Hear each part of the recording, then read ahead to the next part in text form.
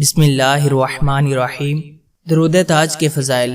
Number 1، جو شخص چاند کی 1 سے 14 تک شب جمعہ میں عشاء کی نماز کے بعد باوضو پاک کپڑے پہن کر خوشبو لگا کر 170 بار درود تاج پڑھ کر سو جائے، 11 رات متواتر لگاتار اسی طرح کرے، انشاءاللہ عزوجل حضور صلی اللہ تعالی علیہ وسلم کی زیارت سے مشرف ہوگا۔ نمبر 2، جادو اور آسیب، جن اور شیاطین کے دفع کے لیے اور چیچک کے لیے 11 بار درود تاج پڑھ کر دم کرے، انشاءاللہ عزوجل فائدہ ہوگا۔ نمبر 3، دل کی صفائی کے لیے ہر روز صبح کی نماز کے بعد 60 بار اور عصر کی نماز کے بعد 3 بار اور عشاء کی نماز کے بعد 3 بار درود تاج کا ورد رکھے۔